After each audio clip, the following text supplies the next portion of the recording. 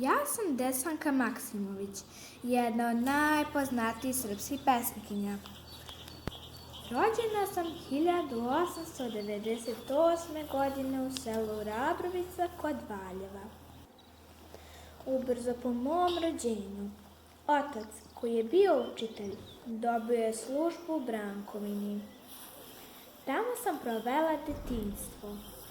Tamo sam upoznala i zavolela prirodu koja je često bila motiv u mojim delima. Nakon završene gimnazije, studirala sam književnost u Beogradu. Kao profesor srpskog jezika radila sam u brojnim gimnazijama. Jedan od mojih đaka bila je i Mira Alečković, koja mi je kasnije u životu bila veliki prijatelj. Uvek sam pisala na kolenima, nikada za stolom.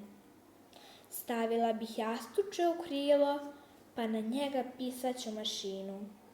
Ceo moj život je bio ispunjen emocijama koje sam pretočila u svoja dela. Verovala sam u ljubav i njenu čarobnu moć. Volela sam prirodu, svoj narod, svoju zemlju. Sve se to može osjetiti u svakom napisanom stihu, svakoj napisanoj reči, svakom delu.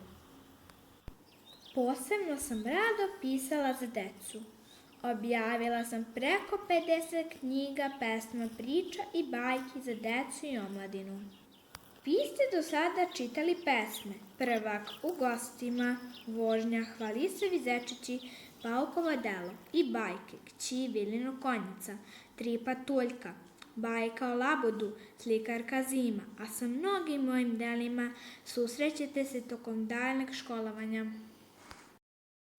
Pred kraj svog života vratila sam se u Brankovinu, iz koje srcem nikada otišla nisam.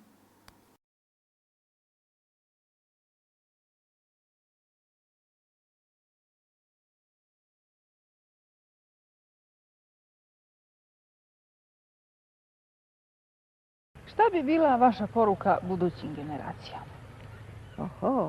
Mnogo bi poruka, ali ajde, one ću najglavnije reći.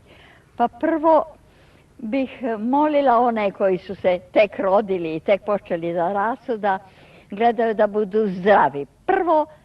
Poruka prva da se sačuva zdravlje. Onda druga bi poruka bila da se stekne što više znanja, da se ima radoznalosti za sav život oko sebe, i opipljivi, vidljivi i psihički, da se sazna šta je bilo pre nas, pre toga deteta, pa prema tome da se upravlja šta će posle biti. Pa bi poručila da, naravno, vole ceo svet, sve ljude, ali ponajviše da vole svoju domovinu.